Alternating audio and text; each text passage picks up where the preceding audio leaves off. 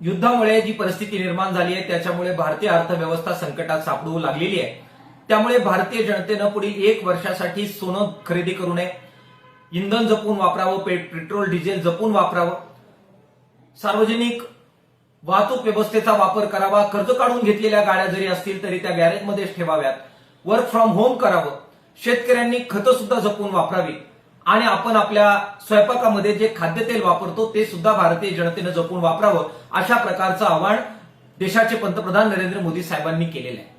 आताच्या प्राप्त परिस्थितीनुसार जी परकीय गंगाजळी आहे ती आपण जपून खर्च करावी यासाठी हे आवाहन केलेलं आहे। कमीत कमी माल आपल्याला आयात करावा लागावा यासाठी हे आवाहन केलेलं आहे। योग्यच आवाहन त्यांनी केलेलं आहे। मग या पार्श्वभूमीवर आपल्याला प्रश्न उपस्थित होतो की परवा एप्स्टीन फाईल्सच्या मध्ये काही लोकांची नावं आली। ट्रम्प साहेबांनी सांगितलं की आम्ही कोणाचं तरी करिअर चुटकीसरशी बर्बाद करू शकतो अशा प्रकारची माहिती आमच्याकडे आहे। या सगळ्या दबावापोटी एक करार आपण स्वीकारला, भारत अमेरिका करार आपण केला। या करारान्वये $50,000 वस्तू आयात करायला आपण परवानगी दिली अमेरिकेकडून, भारतामध्ये त्या आयात करण्यास आपण परवानगी दिली। मग सोनं आयात करायचं नाहीये, खाद्यतेल कमीत कमी लागावं यासाठी काळजी घ्यायची आहे, खतांचा कच्चा माल कमीत कमी आयात करावा लागावा यासाठी आपण काळजी घ्यायची आहे। त्यासाठी भारतीय जनतेने काही पथ्य पाळायचे आपण ते आवाहन केलं। या अमेरिके करारानुसार $50,000 वस्तू आपण आयात करणार आहोत, त्या आपण स्थगित करणार का, हा प्रश्न या पार्श्वभूमीवर उपस्थित होतो आहे।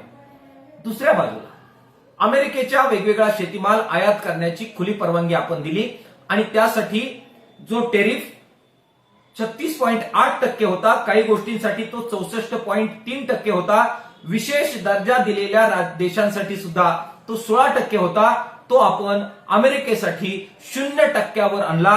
त्यातून प्रचंड शेतीमाल आयात करायला परवानगी दिली, सोयाबीन, कापूस तो आयात करायला परवानगी दिली। त्याच्यामुळे शेतीचं वाटोळ होणार आहे, शेतीमालचे भाव कोसळणार आहे, ते आता आपण स्थगित करणार का, हा प्रश्न या पर्वाच्या आव्हानावरून, कालच्या आव्हानावरून आपल्या समोर उपस्थित होतो। देशाची अर्थव्यवस्था वाचवण्यासाठी अमेरिकेचा हा करार आपण रद्द करणार का, हा प्रश्न आम्हाला उपस्थित करायचा आहे। परवा आपले चाहते म्हणाले की भारताला स्वातंत्र्य 2014 साली मिळालं आणि भारत आत्मनिर्भर होण्याची प्रक्रिया त्यानंतर सुरू झाली। नरेंद्र मोदी साहेबांनी सुद्धा भारत आत्मनिर्भर होतोय अशा प्रकारचे भाषण आपल्याला दिले।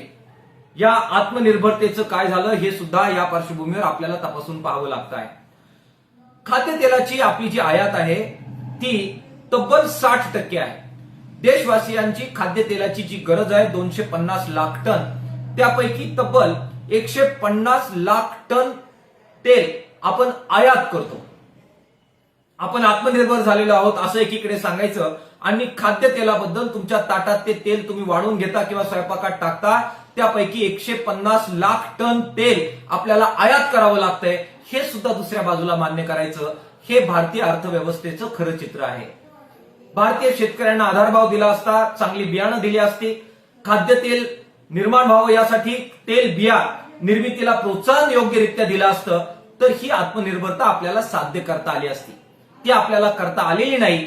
हेच खरं तर काल नरेंद्र मोदी साहेबांनी जे आवाहन केलं त्यातून सिद्ध झालेलं आहे।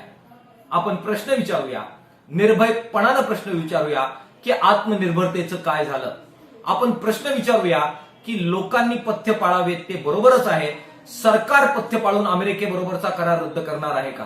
सरकार पथ्य पाळून जो आयात शुल्क शून्यावर आणलं ते पुन्हा पूर्ववत करत 18%, 20%, 16%, 36.8%, 64.3% परत नेणार आहे का?